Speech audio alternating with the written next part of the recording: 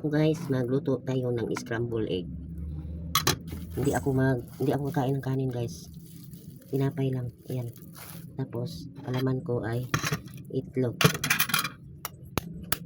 Tinamad na ako magluto guys, kaya mag-itlog na lang ako. Tsaka tinapay. Tsaka nagdahan-dahan na rin ako sa gabi guys magkain ng kanin. Kasi may nararamdaman na ako sa aking katawan. Kaya kailangan diet konti. Sabagay, hindi na rin to diet guys kasi busog ka rin sa tinapay. Laki na ng ano ko, tiyan ko. Yan. Konti lang guys. Kumusta kayo guys? Maraming salamat sa inyong lahat.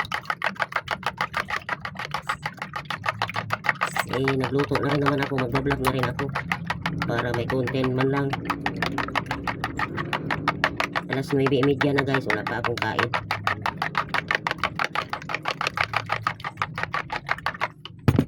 Samahan nyo ako guys, magluto ako ng scramble egg at saka tinapay. Yan. Saglit lang naman tulutuin guys. Yan o. Diba? Yan guys, binili ko sa tindahan.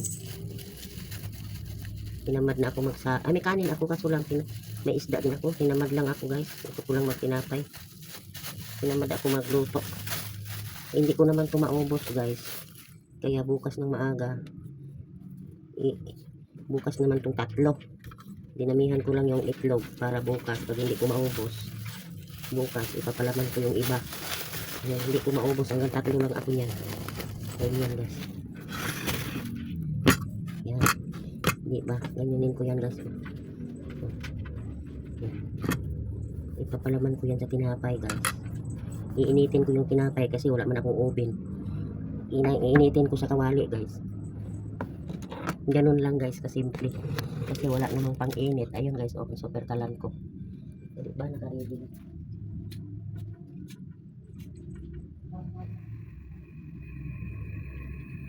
Yan. Malayo-layo yung ano guys. Malayo-layo yung aking magbablog kasi ang hirap ng ano. Yan. Ganyan. Ayan guys, oh. Ayan. Yan. Ganun lang ako magluto guys. Ay, magluto. Mag-init ng tinapay. Mali-mali na yung sinasabi ko guys kasi naantok na ako eh. Maaga kasi ako natutulog ngayon guys. Kasi masama pakiramdam ko pag lagi puyat. Ganyan lang kasimple oh, pag wala kayong oven. Yan. Masarap kasi kainin pag ano,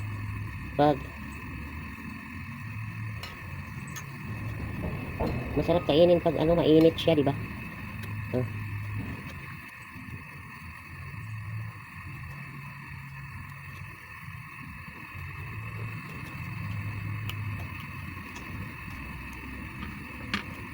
Pag kumain ako ng bukas na naman yung 3 almusal, kaya hindi ko man yan maubos pag ano, pag 6. Kaya sabi ko bukas na lang yung 3 muna. Busog na ako nito eh. Ayan. Ang hirap no kasi magbablog, hawak mo yung cellphone. Minsan yung ano, tabingi na. Ayan oh. Ayan na guys oh. Diba? Tapos lutuin natin yung ating itlog. Ayan guys oh. Ayan. Ganun lang kasimple.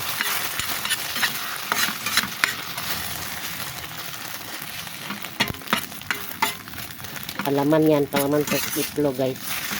Ay, palaman sa itlog. Ayan na naman, mali na naman ang pagkakabit ko. Palaman sa tinapay. Diba? Tapos itimpla tayo og kape. Kape na stick ang ginagamit ko guys. Yung itim. Yan. Pinsa na kayo guys kasi hawak ko yung cellphone ko eh. Mahirap mag-vlog yung hawak yung cellphone. Mayroon akong ano, stand. Kaso lang, tinamad na ako maglagay. Ayan. Ayan na guys, luto na guys, oh. O diba, tapos titimpla tayong kape. Kape na stick. Ayan guys, oh. Diba? Ganun lang. Hmm.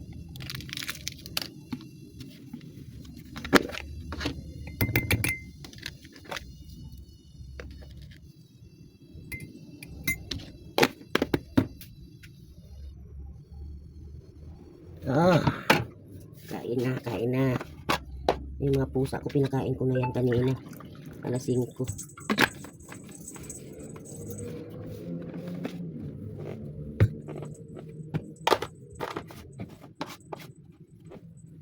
Ganon, ganon lang. Kasi ako lang mag-isa guys.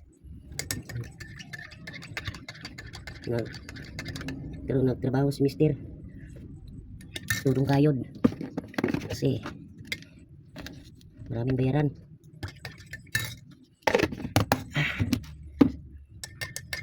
So, diba? Kain na agad. Oh. Mga una ta guys. Kain tayo guys. Oh. Diba? Kape. Yan. Hindi na ako makatulog nito mamaya.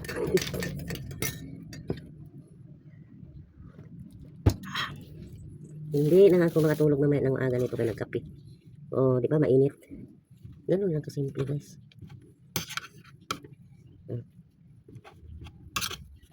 Nag-vlog na rin ako kasi wala na akong i-upload. Matagal na akong nag-upload. 8 days na siguro. Kain. Ganun lang ang ginagawa ko guys. Pag tinaman ako sa gabi magluto, ako lang naman mag-isa dito. Initin ko lang tinapay sa kawali. Wala man akong oven, hindi kawali.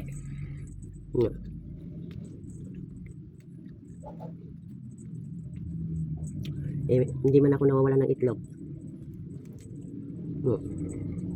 Yung sahod ni mister, bumibili na siya ng isang tray na itlog.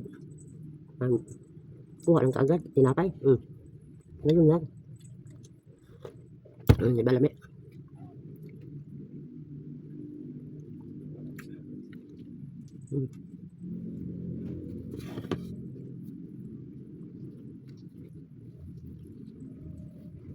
Masarap siya guys pag kuan.